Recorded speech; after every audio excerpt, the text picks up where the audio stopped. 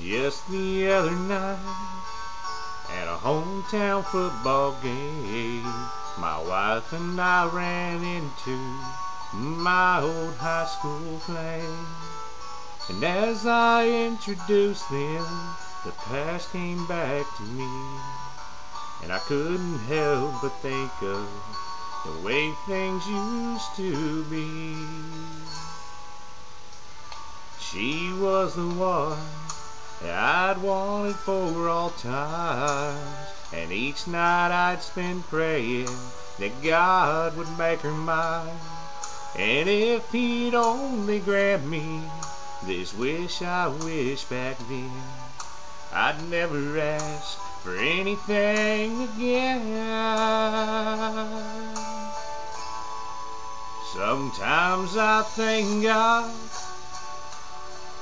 for unanswered prayers. Remember when you're talking to the man upstairs. Just because he doesn't answer doesn't mean he don't care. Some of God's greatest gifts are unanswered prayers.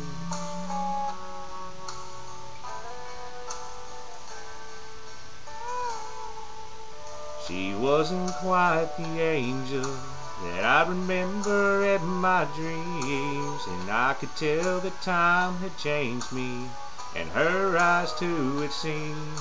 We tried to talk about the old days when there wasn't much we could recall. I guess the Lord knows what He's doing after all. And as she walked away, I looked at my wife, and then and there I thanked the good Lord for the gifts in my life. Sometimes I thank God for unanswered prayers. Remember when you're talking to the man upstairs. Just because he may not answer doesn't mean he don't care. Some of God's greatest gifts are unanswered. Some of God's greatest gifts are all too often unanswered. Some of God's greatest gifts are unanswered prayers.